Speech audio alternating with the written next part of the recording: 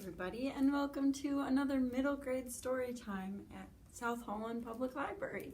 We're reading a book that I'm really excited about called Wayside School Beneath the Cloud of Doom, and it's written by an author named Louis Sachar. And last time we read this, we saw that the author himself made an appearance in the story as one of the characters. So I'm excited to read this with you and see what happens next. And just for a little information, this is published by HarperCollins Publisher. So let's get started. We're starting with chapter 10, which is called Stuck, and here's the little image for that. And here we go. Everybody has a special talent. Bibi can draw. Joe can stand on his head and sing jingle bells. But this story isn't about Bibi or Joe. It's about Dana.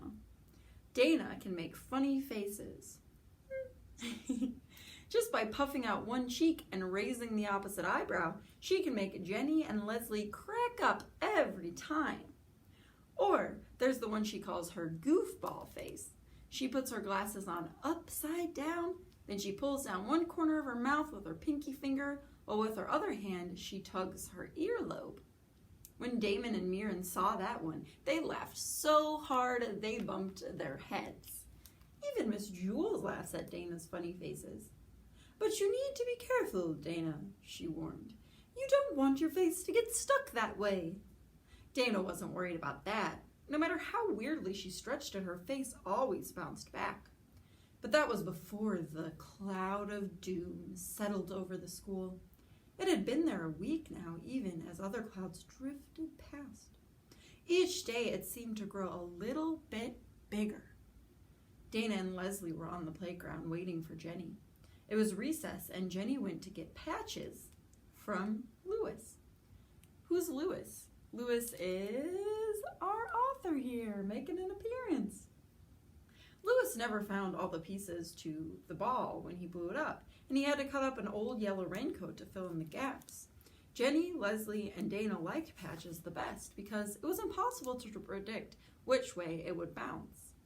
"Hey, Dana, there's a giant worm on your foot," said John. Dana looked down at her sneaker. "Made you look," John exclaimed. He and Joe laughed. "So she looked at her foot?" asked Leslie. "What's wrong with that?" "There wasn't even a worm," explained Joe. Dana felt like a big doofus. Why did she always fall for John's tricks? She made her doofus face. She closed her right eye, raised her left eyebrow, puffed out her right cheek, and stuck out her tongue. When John looked at it, he suddenly felt like a big doofus. "Sorry," he muttered. "It was just a dumb joke." He hung his head and walked away. Joe followed. Dana felt sad for John. He hadn't meant to call him a doofus. She had just wanted to make him laugh. She liked it when John teased her. Jenny returned with patches. "You missed it," said Leslie. "Dana got back at John good." Jenny turned to Dana. "Why are you calling me a doofus?" she asked. Dana didn't realize she was still wearing her doofus face. She tried to pull her tongue back in, but wouldn't budge. Her cheek wouldn't unpuff, her right eye remained shut, and her left eyebrow stayed up. "That's not nice," said Jenny. Said Dana. "Oh my gosh," exclaimed Leslie. "Is your face stuck?" Dana nodded. Her doofus face moved up and down. "So you're not doing it on purpose?" asked Jenny. Her doofus face turned right, then left. "It's the cloud of doom," exclaimed Jenny. Leslie covered her mouth with her hand. The three girls looked up at the dark and swirling clouds. "I'll get Louis," Leslie said, and hurried away. She returned with the yard teacher. Louis laughed when he saw Dana. "It's her doofus face," said Jenny. "It's a good one," said Louis. "I think I like it better than your goofball face." "But now her face is stuck that way," said Leslie. Louis thought a moment and then blew his whistle real loud. Jenny and Leslie covered their ears. Dana's face remained stuck. Louis didn't really expect it to work. He just liked blowing his whistle. Kids from all over the playground came running at the sound of it. "What's up, Louis?" asked Todd. "Dana's face is stuck," exclaimed Jenny. "Really?" asked Todd. He poked Dana's puffed out cheeks. It was like poking a rock. Miss Kidswater also heard the whistle. "Out of my way! Let me through!" he ordered as he made his way to Louis and Dana. "What's going on here?" he demanded. He looked at Dana. Dana looked back at Mr. Kidswater. Their eyes locked. It became a staring contest.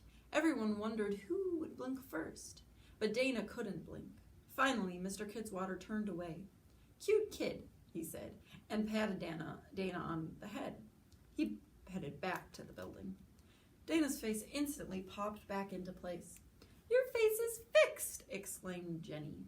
Dana smiled, but then she made her face return to just a plain normal face. She didn't want her smile to get stuck. Even that could be unpleasant. As long as they were under the cloud of doom, she would have to be very careful with her facial expressions. Mr. Kidswater walked quickly back to his office. He shut the door behind him. He was sticking out his tongue. His left eye was shut tight. His right eyebrow was raised, and his left cheek was all puffed out. Chapter 11. What's the point? In some classrooms, teachers choose the weekly spelling words. Not so in Miss Jewel's class. She lets her students pick.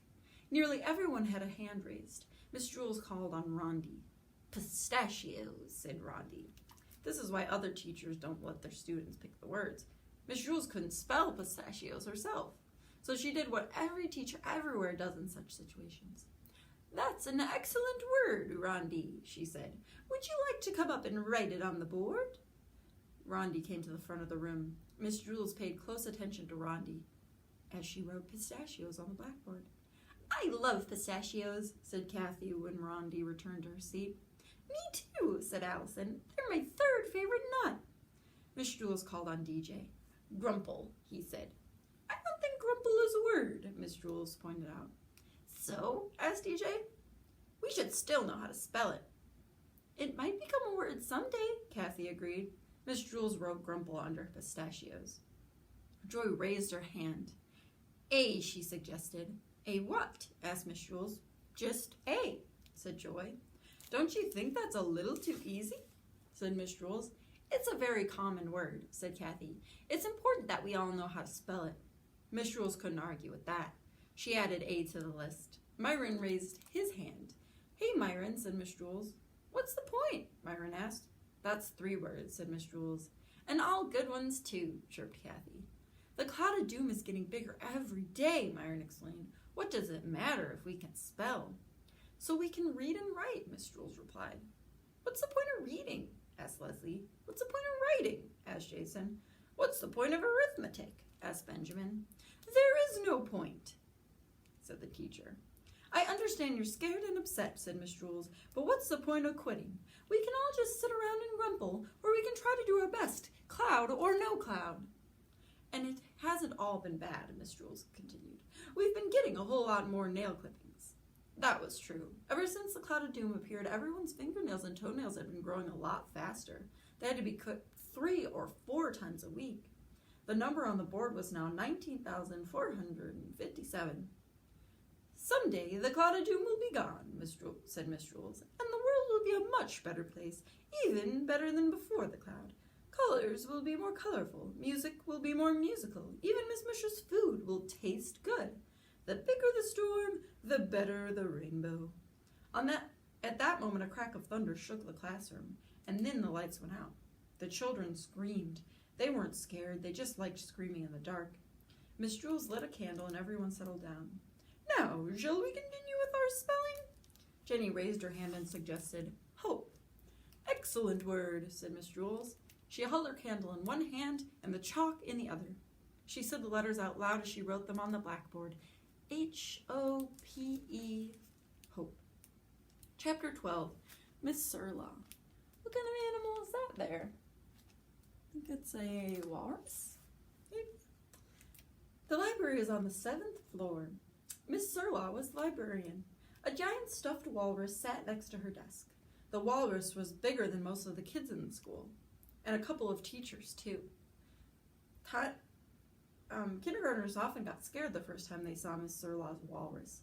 When they dared touch one of its tusks, however, they discovered it was soft as a pillow. There were lots of rules in the library. No eating, no drinking, no yelling, no somersaults, and no hugging the walrus until after you checked out a book. Miss Surlaw wheeled her books along a row of bookcases. She picked up a book, turned to the last page, and then put it on the shelf where it belonged. She took another book, checked its last page, and put that one in its proper place as well. She heard the rumble of feet on the stairs and the chirps and shrieks of young voices. This was followed by shushing sounds. Miss Jule's class politely entered the library. They were scared of Miss Surlaw. While the two adults greeted each other, the children scurried to different parts of the library. They had only 15 minutes to choose and check out a book. Have you read The Pig, the Princess, and Potato? Leslie asked Jenny. Is it good? Only the best book ever, Miss Surlaw smiled when she heard that. The only thing she loved more than books were children who loved books. She may have seemed severe on the outside, but inside her heart was soft as a pillow. Some libraries have separate areas for fiction and nonfiction. Miss Surlaw didn't believe in that sort of thing. After all, who was she to decide what was true and what wasn't? She also didn't believe in alphabetical order. Her books were organized by number of pages. Skinny books were at one end of the library and the fat ones at the opposite. Along the shelves were number markers, 10, 20, 30, all the way to 1,000. If someone in Miss Jule's class wanted to read the book, he or she could find it between the 180 and 190 mark. Joy was looking through the books between 40 and 50 marks. She had already read every book in the library with fewer than 40 pages. Allison liked long novels. She was looking through the ones that were between 230 and 240. Jason stood behind her watching. At last Allison chose her book. It had 232 pages. Jason took the one next to it with 233. Allison scowled at him. She put her book back and then chose one further down with 238 pages. Jason put his book back too. He took one with 239. Allison pretended not to notice, even though she was burning inside. She looked at her book. I think I already read this, she said aloud. She returned to the shelf. La-di-da, she said. What book do I want to read? Suddenly, she dashed to the end of the aisle and around a corner. Jason had trouble squeezing the book back into place. By the time he did, he couldn't see Allison anywhere. He went from one end of the library to the other, searching between the aisles. When he finally saw her, she was hugging the walrus. That meant she had already checked out her book. He went to her. Hey, Allison, he said. Can I see your book? No, she replied. How many pages? He asked. I'm not telling you. More than 300? Maybe. No way, he said, even if you wouldn't read a book with more than 300 pages. Allison shrugged. More than 350? He asked. Maybe. 500? Maybe. Just tell me the title. No. I was trying to help you, he explained. Maybe I've read it. I can tell you if it's any good. You don't want to read a 500-page book if it's boring or has a bunch of kissing in it. Rondi finished checking out her book and then hugged the walrus too. Let's go, Rondi, said Allison. Jason watched the two girls leave the library. How many pages in Allison's book? Miss Surlaw asked. I'm sorry, Jason, the library told him. That is confidential information. Jason sighed. He turned to the bookshelves, wondering if Allison really chose a book with 500 pages. It seemed impossible. He couldn't be sure. Just to be safe, he chose a book with 510. There was no way Allison had a longer book than that. But what if she did? He put the book back and got one with 573 pages. Again, he stared at Miss Surlaw's desk. But what if she did? He returned the book and chose one with 611. He returned that one too. No matter which book he chose, the same question kept returning. But what if she did? Finally, Jason chose the last book on the shelf at the very end of the library. The last page was 999. Excellent choice, Jason, Miss Surlaw said. I know you will enjoy reading it. Reading it? He couldn't even carry it. Jason hugged the walrus. And that is the end of that chapter. So I am excited to read again with you guys next week, and I hope you enjoyed this story time, and I'll see you guys soon. Bye-bye.